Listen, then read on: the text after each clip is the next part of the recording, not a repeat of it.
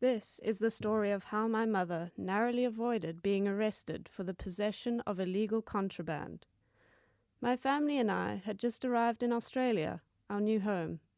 We had spent the last 2 weeks packing everything we owned into 2 large shipping containers. Then we waved goodbye to our former home and headed towards the so-called Promised Land. The decision to immigrate had been my father's. My mother, on the other hand, had clung desperately to our lives in South Africa. But eventually she admitted defeat, put on a brave face, and decided to embrace her new life. If only Australia had embraced her.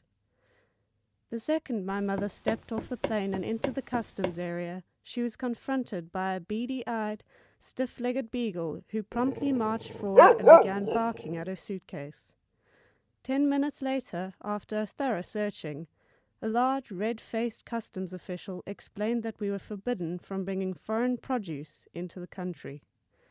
The exchange which followed went something like this. "What do you mean? I didn't bring any food with me." Ma'am, it's a $200 fine or a night in jail for violating the laws. We take the protection of our country very seriously. Protection? From foreign food? Are you joking?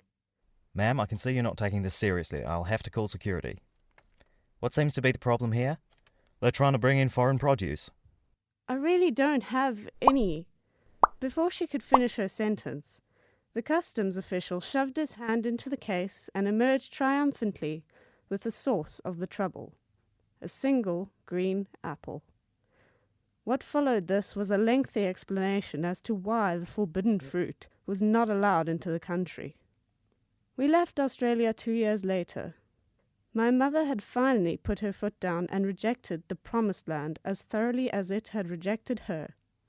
Despite this, the country had left its mark on my mother. She is now more proudly South African than ever before. And more bizarrely, my mother had left her mark on Australia in the form of a large sign that now stands in the customs area. It reads, "No foreign produce," and bears an image of the very thing that led to my mother's initial dislike of the country. A single green apple.